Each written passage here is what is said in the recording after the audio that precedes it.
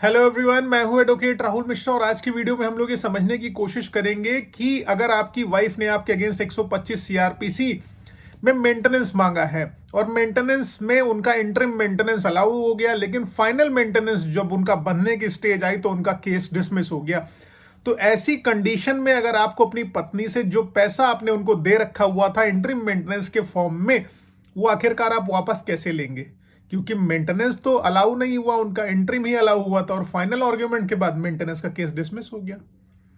इसी चीज को आज इस वीडियो के थ्रू हम लोग समझने की कोशिश करेंगे। लेकिन हर बार की तरह आपसे मेरी रिक्वेस्ट है कि आप लोग चैनल पर नए हैं तो प्लीज सब्सक्राइब करनिए। और एक चीज और बता दूं कि वकील साहब ने भी रिसेंटली कमेंट करा था कि उन्होंने कहा कि आप सब्सक्राइब करने के लिए क्यों कहते हैं, आपको करना नहीं चाहिए। भाई, आप लोग मेरी फैमिली हो और फैमिली से मेरी रिक्वेस्ट करनी बनती है। This is the only reason I request every one of you to subscribe. ठीक है, चलिए ठीक है, सब्सक्राइब करिएगा। और अगर पर्सनली बात करना है किसी मुद्दे पर, लीगल ओपिनियन मेरा अगर आप चाहते हैं तो अपनी अपॉइंटमेंट शेड्यूल कराइए। नंबर आपको डिस्क्रिप्शन में मिल जाएगा। बिना अपॉइंटमेंट के मेरी आपकी बात संभव नहीं हो पाएगी। डायरेक्ट कुछ लोग कॉल कर देते हैं, उसका कोई रिजल्ट नहीं निकलता। हमारी टीम के लोग उस चीज़ को रिस्पॉन्ड नहीं करते हैं। चलिए वीडियो स्टार्ट करते। देखिए, वाइफ मेंटेनेंस का केस डालती हैं, चाहे वो 125 सीआरपीसी में डाल रही हो या डीवी में डाल रही हो। और ऐसे में कोर्ट क्या करती है कि इंटरिम मेंटेनेंस, एक इंटरिम अमाउंट जो होती है उनके लिए फिक्स कर देती है। क्योंकि कोर्ट को लगता है कि वाइफ है, इनके सर्वाइवल के लिए इंपॉर्टेंट है कि उनको मेंटेनेंस जो है मिलना चाहिए।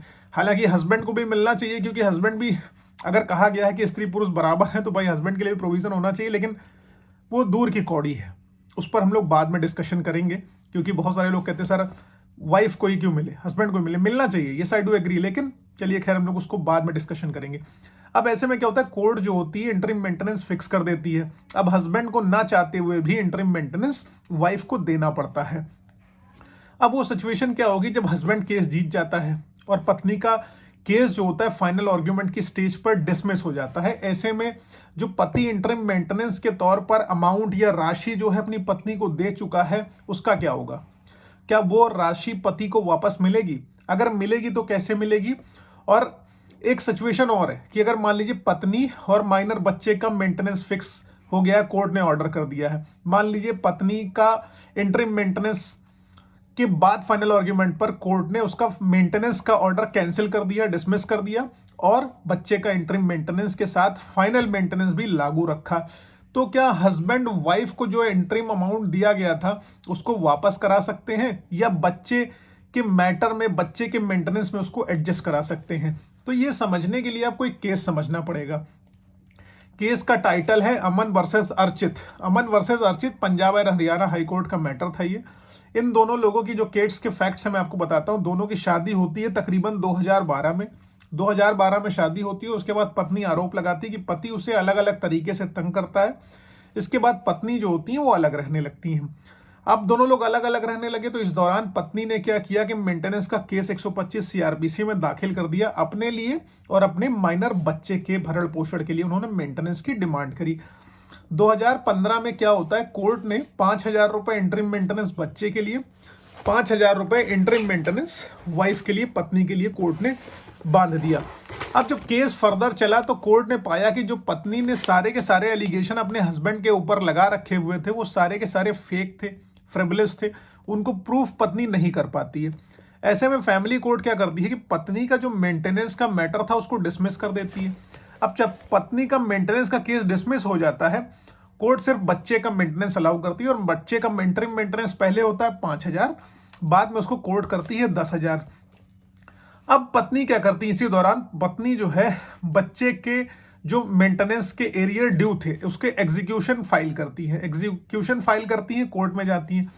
और पति इसी दौरान क्या करता है, कोर्ट में ऑब्जेक्शन फाइल करता है और कहता है कि उसने पत्नी को मेंटेनेंस तो ऑलरेडी दे ही रखा है, अब इंटरिम मेंटेनेंस, अब उनका मेंटेनेंस तो डिसमिस हो चुका है फाइनल आर्ग्यूमेंट के बाद, तो जो मैंने इनको दे रखा हुआ है ऑलरेडी, उस बच्चे के मैटर में एडजस्ट कर दिया जाए, यानी कि उसको बच्चे को दे दिया जाए। तो एग्जीक्यूटिंग कोर्ट जो होती है हस्बैंड की एक भी बात को नहीं मानती है और एग्जीक्यूटिंग कोर्ट इस चीज को डिसमिस कर देती है। अब इस दौरान क्या करता है, पति हाईकोर्ट चला जाता है और हाईकोर्ट ने कहा कि फाइनल जजमेंट में किसी भी प्रकार का एडजस्टमेंट या रिफंड का ऑर्डर है ही नहीं। तो आखिरकार एग्जीक्यूटिंग कोर्ट जो है इसको कैसे रिफंड या एडजस्टमेंट के ऑर्डर दे सकती है। तो हाई कोर्ट ने कहा कि एग्जीक्यूटिंग के कोर्ट के पास कोई ऐसी पावर नहीं है जिससे वो बाहर जाके जो है इसको एडजस्टमेंट करा दे या रिफंड करा दे। लेकिन अब ये सिचुएशन आती है आपके साथ कि भाई हमने तो पैसा दे दिया, मैटर डिसमिस हो गया पत्नी का, तो मेरा जो पैसा दिया वो जाएगा कहाँ? अब उसको रिफंड हमको अगर लेना है तो रिफंड कैसे लेंगे? अब रिफंड लेने के लिए आपके वकील साहब के माध्यम से आपको कोर्ट में प्ली करनी पड़ेगी कि जो केस पत्नी का मेंटेनेंस डिसमिस किया जाए। ये तो जर्नल प्ली है, हर कोई करता है कि पत्नी का जो जो मेंटेनेंस का केस है वो डिसमिस किया जाए। डिसमिस होने के साथ साथ रिफंड या एडजस्टमेंट की भाई बात की जाए, उस प्ली में बोला जाए, उस प्रेयर में बोला जाए कि इसका केस डिसमिस करो ही करो, जो पैसा दे चुके हो उसको रिफंड करो या बच्चे में उसको एडजस्ट करो। ये प्रेयर करनी बहुत ज्यादा जरूरी है। अब ये प्रेयर करने के बाद कोर्ट अप्रूव करे या ना करे वो अलग चीज है, लेकिन अगर मान लीजिए इसके बाद भी कोर्ट नहीं करता है, मान लीजिए आपने प्रेयर करी, कोर्ट ने एडजस्टमेंट नहीं करा, तो इस दौरान अब आपके पास क्या ऑप्शन बचा हुआ है? आपके पास दूसरा ऑप्शन बचा है कि आप सूट फॉर रिकवरी डालें। रिकवरी सूट जब आप डालेंगे तभी आपको पैसा मिलेगा। और दूसरी चीज आप इसमें और कर सकते हैं कि जो आपको वन टाइम सेटलमेंट करना है अपनी वाइफ के साथ डाइवोर्स के टाइम या किसी टाइम, तो वो सारा का सारा पैसा एलिमनी में एडजस्ट करा सकते हैं जो आप इनको दे चुके हैं इंटरिम मेंटेनेंस के तौर पर। अब सेकंड सिचुएशन क्या आती है कि मान लीजिए बच्चे का मेंटेनेंस बंधा हुआ है और वाइफ का नहीं बंधा हुआ है, ठीक है, तो इसमें फिर आपको प्रेयर करनी है कोर्ट से कि जो भी मैं इनको दे चुका हूं आर्ग्यूमेंट के दौरान, कि कोर्ट डायरेक्शन दे दे कि रिफंड करने के लिए या फिर उसको एडजस्टमेंट करने के लिए। इसके बाद भी नहीं होता है तो पति अपील में जा सकते हैं, अपील में जाएं, उसके बाद भी ना हो तो रिकवरी सूट दाखिल करके इस तरीके से उस अमाउंट को एडजस्ट करा सकते हैं। आई होप आपको ये सारी की सारी चीजें क्लियर हो गई हैं। अगर क्लियर हुई है तो ठीक है, नहीं कोई डाउट है तो अपनी अपॉइंटमेंट शेड्यूल कराइए, आप मुझसे बात कर सकते हैं। अगर कोई ऐसी सिचुएशन आपके साथ एक्चुअल में अराइज हो रही है तो साथ ही साथ अगर फेसबुक, इंस्टाग्राम, ट्विटर पर फॉलो नहीं किया तो प्लीज़ वहाँ फॉलो करिएगा। अभी रिसेंटली एक वीडियो मैंने बहुत अच्छा सवाल डाला हुआ। Thank you so much. जय हिंद।